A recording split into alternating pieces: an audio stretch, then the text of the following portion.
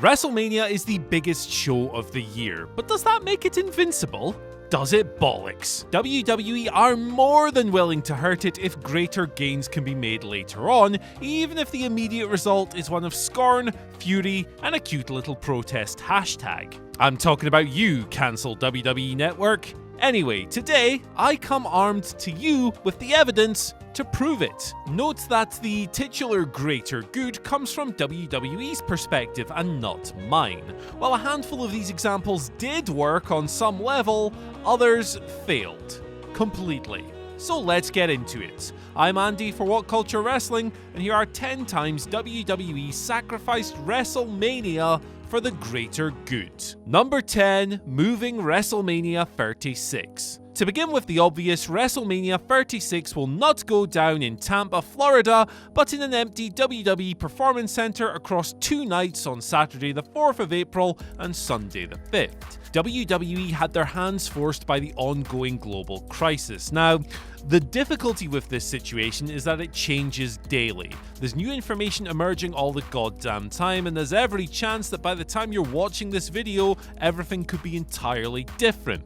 But regardless, it seems to be happening, and we're getting the weirdest mania of all time. WWE are in a tough spot. This is an unprecedented situation, and they've made a big decision under the most trying circumstances. For that, I think they deserve a bit of leeway. So let's just see how this thing pans out. Number 9, the longest show on Earth, WrestleMania 35. WrestleMania 35 was long. Too long. It wasn't the first time that the show had ever gone longer than 7 hours, but this was a piss take. If you were in the building before bell time, you were probably in your seat for over 8 hours, leaving you beyond exhausted by the main event. By the time the woman hit the ring, fans were spent, burned out, and already thinking about the journey home, which turned out to be a disaster in and of itself.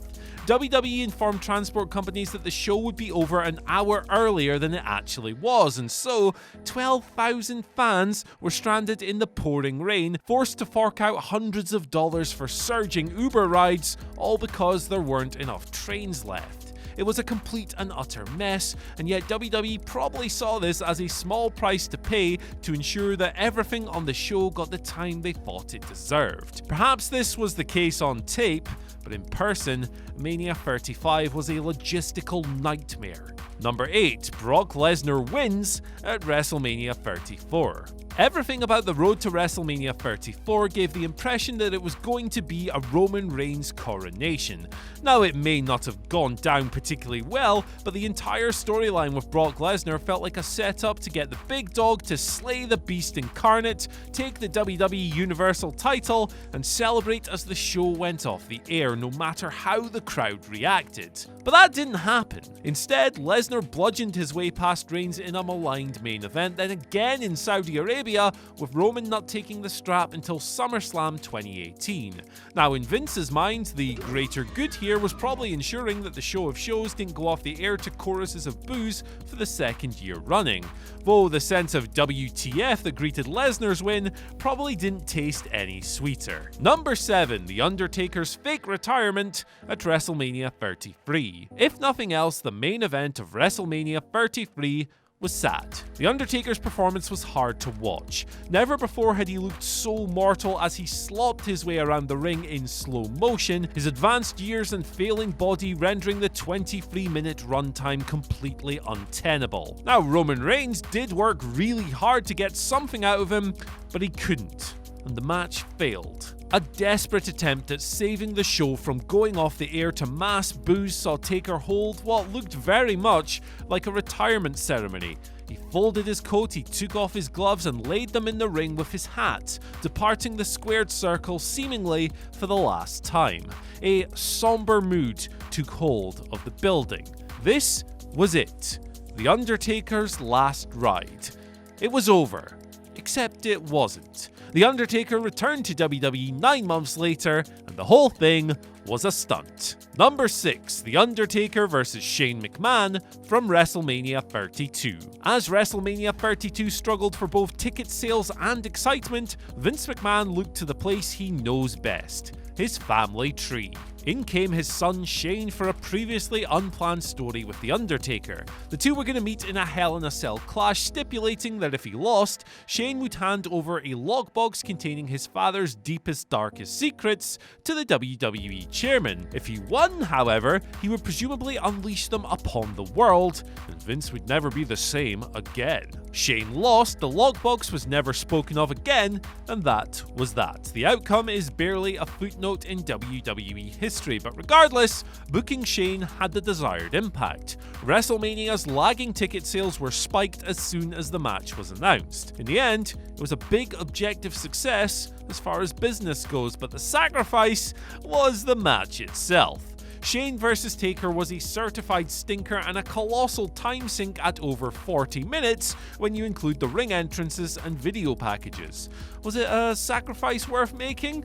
Well, maybe, but surely these guys could have wrapped the bloody thing in like 15 minutes instead? Number 5, ending The Undertaker's streak at WrestleMania 30. WWE generated mass infamy at Mania 30 as Brock Lesnar defeated The Undertaker, ending his legendary streak.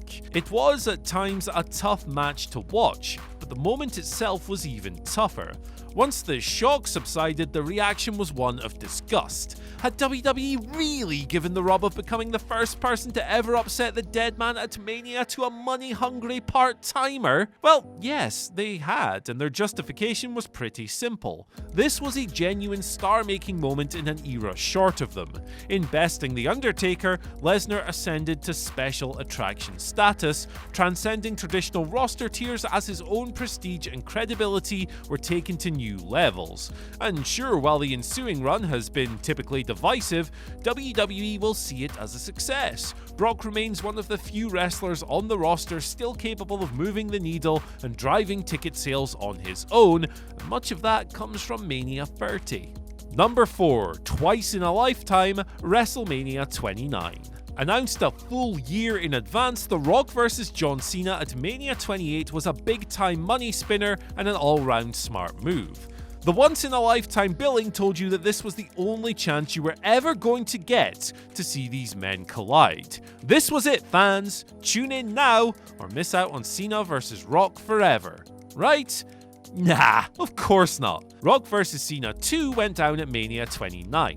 It came about when Cena won the 2013 Rumble the same night that The Rock defeated WWE Champion CM Punk, which was a pretty unpopular decision in itself. The build to the second match commenced thereafter, with WWE hoping to emulate the previous year's status as the most purchased Mania ever, but it was eye-roll worthy nonetheless, and nowhere near as satisfying as that epic first match. Number 3. Bret Hart vs. Vince McMahon from WrestleMania 26. One of the worst matches in WrestleMania history, or the worst match in WrestleMania history? That question is for you to decide, though Bret Hart vs. Vince McMahon is definitely worthy of being mentioned. An overbooked, overlong shambles of a street fight, it was exactly what you'd expect from two men with a combined age of over 110 years old, one of which was a stroke victim. A complete bag of bollocks, basically. So why did WWE make us sit through it? Closure, apparently. This was the promotion's attempt at capitalizing on any residual heat from the Montreal Screwjob. The problem was that the Screwjob had gone down 13 years prior, and Bret and WWE had long since buried the hatchet behind the scenes, as symbolized by the Hitman's return to Raw on the 4th of January 2010. There was therefore no need whatsoever for this thing to even exist, but it did. WWE, for some reason, desperately wanted the visual of Hart beating the tar out of the chairman. Number 2, not crowning The Rock at WrestleMania 2000. This main event was all about the McMahon in every corner gimmick, culminating in the chairman, Vince, betraying The Rock after destroying his charge with a steel chair and handing Triple H the W. A night that looked like it was going to yield Rocky's coronation ended in a screwjob defeat for the Great One. In addition, WWE held off on what could have been an epic Stone Cold Steve Austin return the same night, and they opted against bringing back the Texan for what would have been the first time in 9 months. And all to pop a buy rate for a B-tier pay-per-view 4 weeks later. The Rock finally took the title from Triple H at Backlash on the 28th of April. He was aided, of course, by Steve Austin's return, with the game Pat Patterson, Gerald Briscoe, Shane McMahon, and even Vince all eating chair shots before The Rock celebrated with the rattlesnake. It was a great visual, admittedly, but one that would have looked even greater had it gone down at Mania. Number 1. Trumping themselves at WrestleMania 4 and 5. A disputed 93,173 fans were crammed into the Pontiac Silverdome to witness Hulk Hogan slamming Andre the Giant at WrestleMania 3. Now, nothing else would have done for this huge game-changing moment, which still resonates as one of the most pivotal in WWE history, but the following year's Mania was given a major downgrade in venue. WrestleMania 4 was held at the historic Atlantic City Convention Hall in New Jersey. Dubbed Trump Plaza, it was capable of holding an audience of just over 19k, and it immediately made that year's Mania look second-rate compared to the one that came before it. The grandest stage of them all didn't live up to its moniker in this smaller, more compact building with its garbage acoustics and library-like atmosphere, and it's a shame because absolutely nothing on the card got the reception it deserved. So why exactly did WWE return to Trump Plaza for WrestleMania 5 the next year?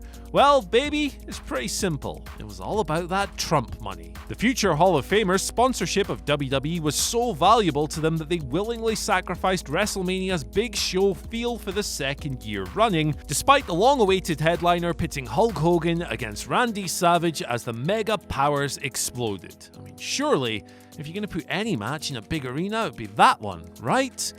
No, apparently not. So that's our list, but what do you guys think, and can you think of any more examples? Let us know down in the comment section below. Don't forget to like, share, subscribe, and ring the bell for notifications. After that, you can follow us on Twitter at WhatCultureWWE and myself at Andy H. Murray if you want to tell me how wrong I am. Bye!